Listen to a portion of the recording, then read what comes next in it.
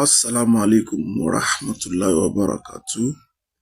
Àánú Ọlọ́run, orí ajẹ́jẹ́ tán tọ́lọ́run, Allah kó má fi ẹnì kọ̀ọ̀kan wálẹ̀ títí tí yóò fi di ọjọ́ ìdájọ́. Àmínà. Ìmọ̀ràn ti tèmi fún bàbá wa Alfa Daud Alfa ńlá.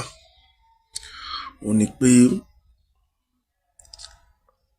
nǹkan tó ti ń jẹ́ watchword sí tèmi láti kékeré ti tèmi òun ni pé if you want to do something and there is no way ọ̀rọ̀ náà lọ lórí gbogbo nǹkan tó ń gbìyànjú láti ṣe, you should go and check your intentions. Àníyàn wo ló ní lórí kíní yẹn?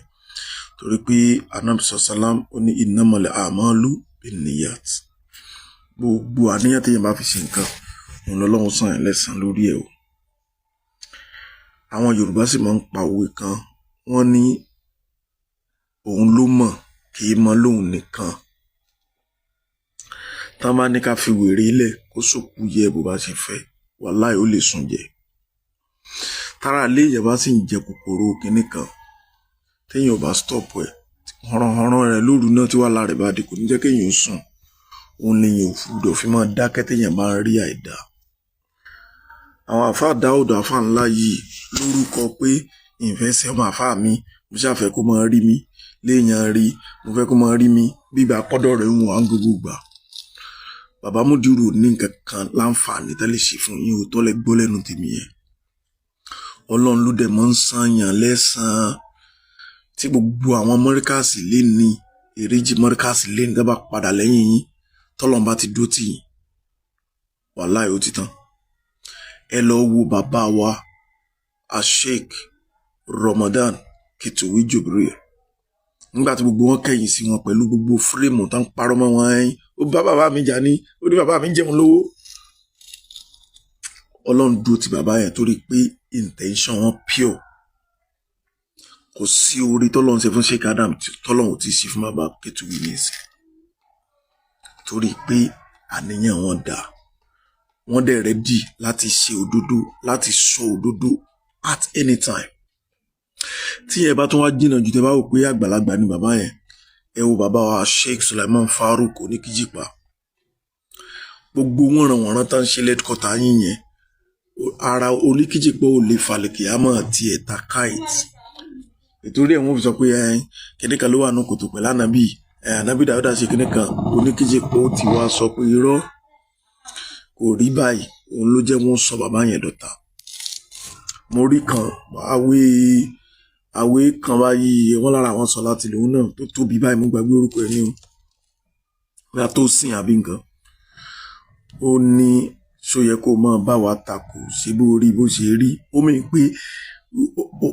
pé wọ́n kàn sọ̀rọ̀ tí ó takò ń tà fáwọn ti sọ yẹn, èèyàn ti dọ̀tá wọn.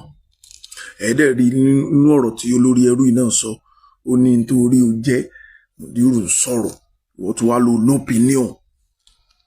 Àwọn àbèbè yún nìyẹn, Yankadu náà ti sọ, àwọn àbèbè yún àbíbù làwọn ń sìn, ẹjọ́ tọ́lọ́run ó dá fún wọn kò kàn wọ́n.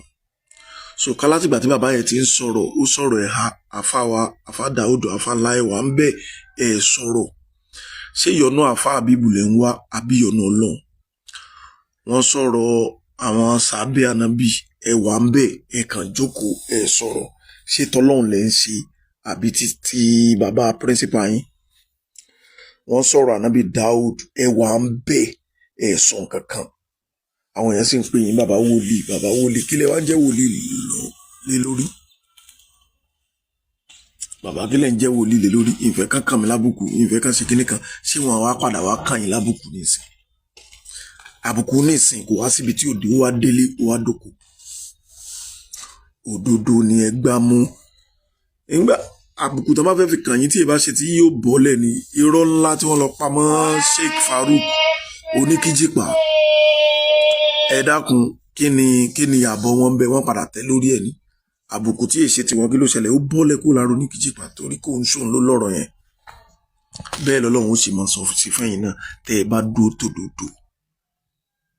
Gbogbo àwọn èèyàn wá sọ pé Alfa Daud lẹ̀ ẹ̀sán tán ṣe náà ń ké ẹ̀san lọ́lọ́run fi ṣe fún wọn ẹ̀yin náà wà àwọn èèyàn gan ò mọ mú ké fún yín wọn ò mọ ibi tẹ́ ẹ dúró lé lórí wọn ò mọ torí pé gbogbo ohun tí bàbá yẹn bá ti sọ ló máa ń bá yín lára mú defend Islam rí ẹ̀yin pé ẹ̀yin gẹ́gẹ́ fúnra yín ẹ̀ tó wá máa sọ pé ẹ̀yin tí bá wa mọ̀dérù ń sọ ìmọ̀ ló fi ń sọ tẹ́ẹ̀dẹ̀ mọ̀ pé orí àánú ló wà tó mọ̀ ń sọ fún yín yẹn o bàbá nítorí kẹ́ ẹ lọ ṣe ní ìsìn ni pé kẹ́ ẹ lọ túbá gbogbo yín lẹ̀ ń pariwo iléeṣẹ́ Adamu gbọ́dọ̀ dàrú iléeṣẹ́ ṣé àwọn ọmọ yòókù ti Sheikh Adamu bí ṣé wọ́n ìsọmọ Sheikh Adamu ṣé fẹ́ Sheikh Adamu náà lẹ̀ wá ní túbà ìgbésẹ̀ wo lẹ̀ ń gbé lórí káàrin àwọn ọmọ Sheikh Adamu kò gún régé gbégbèsẹ̀ kankan kan bàbá ẹ ní láti máa ṣe astaghfirullah bí 1 million lẹ́yìn ìrun kọ̀ọ̀kan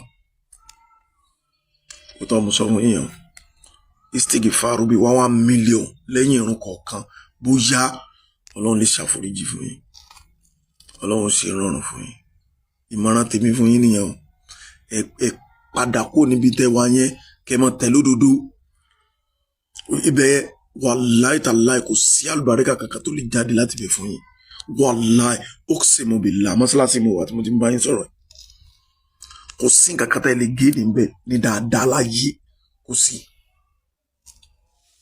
tí ẹ bá ṣe pé nítorí tó ní kárí o irú agbána kí a bá gbé ẹrú náà pé yẹn bó lórí ẹrú náà sì pé yẹn wà bọ́ta lójú gbogbo ayé ó ń pè yín lọ máa lè kí lẹ di pamọ́ sí wọn lọ́wọ́ àṣírí yín wo ewu ló wà lọ́wọ́ wọn táyé ò gbọdọ̀ gbọ́ àṣírí yín wo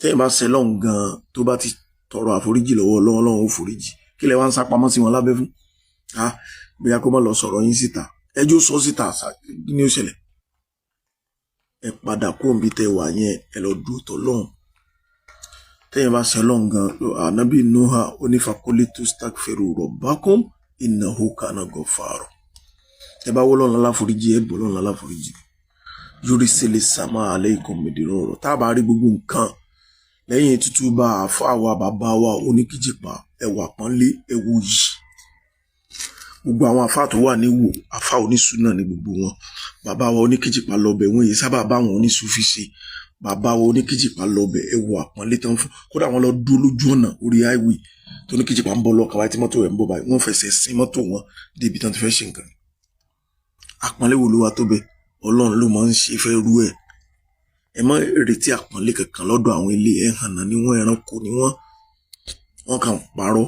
wọ́n ń forúkọ Sheikh Adamu wọ́n fi ń wá jẹ wọ́n fi ń wá jì wọ́n fi ń wá hómúra wọ́n fi ń fẹ́ obìnrin wọ́n sì lójú ọ̀nà ẹ kó lẹ́yìn wọn ọlọ́run san ilẹ̀ san dáadáa.